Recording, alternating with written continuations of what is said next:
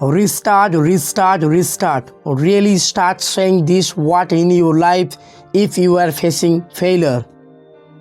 High, আমি আলিমুদ্দিন শেখ। আপনারা দেখছেন মুভি সিম্পলিফাইড।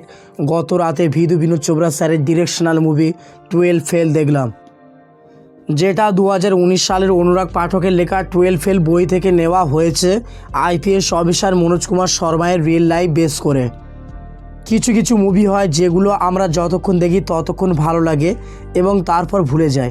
এমনও কিছু মুভি হয় বা আছে যেগুলি দেখার সময় ভীষণ রকমের ভালো তো লাগে, সাথে সাথে সেই মুভির ছাপ আমাদের মনের মধ্যে থেকে যায়। তেমনই একটা মুভি হলো 12 ফেল। সিনেমার গল্প যদি একটু ছোট্ট করে বলি, মধ্যপ্রদেশের ডাকাত অধ্যুষিত চম্বল ভ্যালির অতি দরিদ্র পরিবারের ছেলে মনোজ কুমার শর্মা কীভাবে সমস্ত প্রকার প্রতিকূলতা, বাধা ও দরিদ্রকে ওভারকাম করে একজন আইপিএস অফিসার হয়ে ওঠে তার গল্প। তার এই আইপিএস হওয়ার জার্নিতে love life, friendship, failure, struggle and তার অনেস্টি, ডেডিকেশান কেমন ছিল জানতে হলে 2 ঘন্টা 26 মিনিটের এই মুভিটি দেখতে হবে। প্রত্যেকটা এজ গ্রুপের মানুষ এই মুভিটা কানেক্ট করতে পারবে এবং অ্যাসপিরেন্টসদের কাছে এটা শুধু একটা মুভি নয়, এটা একটা টনিক। আমি পুরানো সিনেমা দেখতে খুব ভালোবাসি। যখন এই মুভিটা দেখছিলাম তখন এর থিম এবং স্পেশালি এর ব্যাকগ্রাউন্ড স্কোর আমাকে বারবার সত্যজিৎ রায় স্যারের পথের পাঁচালী মুভির কথা মনে করাচ্ছিল। এই সিনেমার সবথেকে বড় স্তম্ভ হলো পারফরমেন্স। প্রত্যেকটা ক্যারেক্টার অসাধারণ জীবন্ত পারফরমেন্স দিয়েছে। মনোজ কুমার শর্মার চরিত্রে বিক্রান্ত মাসি মারাত্মক পারফরমেন্স দিয়েছে। শ্রদ্ধা যোশীর চরিত্রে মেধা শঙ্কর এক্সিলেন্ট। এন্টায়ার মুভিতে তাকে খুব সুন্দর লাগছিল, তার ক্যারেক্টারটা পার্সোনালি আমার খুব ভালো লেগেছে।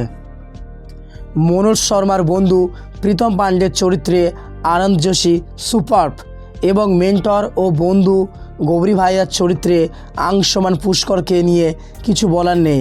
একদম পিওর, অথেন্টিক এবং সবসময় মনে রাখার মতো একটা পারফরমেন্স দিয়েছে। ডিএসপির চরিত্রে Priyanshu Chatterjee small but impactful. Story, screen play এতটাই টাইট, মনোমুগ্ধকর যে 2 ঘন্টা 26 মিনিট স্ক্রিন থেকে চোখ সরানো যায় না। লাস্ট 3 দিন ধরে আমি একটা বলিউড মুভি দেখছিলাম। যখনই দেখা শুরু করি তখনই ঘুম চলে আসে এবং ঘুমিয়ে পড়ি। মুভিটা এখনও পর্যন্ত দেখা হয়নি, কিন্তু 12 ফেল মুভিটা দেখার সময় আমার চোখে 1 বিন্দু সেকেন্ডের জন্যও ঘুম আসেনি। এতটাই realistic, pure, soul touching, well directional movie last কবে দেখেছিলাম আমার মনে নেই। A must watch movie for everyone. সিনেমার colour grading, cinematography, background score সিনেমার প্রধান এসেন্সকে আরও বেশি রিয়েলিস্টিক করতে সক্ষম। বোথ ডিরেকশান এবং স্ক্রিন প্লেতে Vidhu Vinod Chopra sir just phenomenal. আমার জন্য এই সিনেমার সবথেকে সারপ্রাইজ ফ্যাক্টর ছিল বিকাশ দিব্যাকীর্তি স্যারের কেমিও। 12 ফেল শুধু 2023-এর সবথেকে সেরা মুভি নয়, এটা এই দশকের সবথেকে সেরা মুভি আমি মনে করি। যারা মুভিটা এখনও দেখোনি অবশ্যই দেখো, খুব ভালো লাগবে এবং প্রত্যেকটা অ্যাসপিরেন্টসদের তো অবশ্যই এই মুভিটা দেখা উচিত। Thanks for watching. দেখা হবে পরের ভিডিওতে।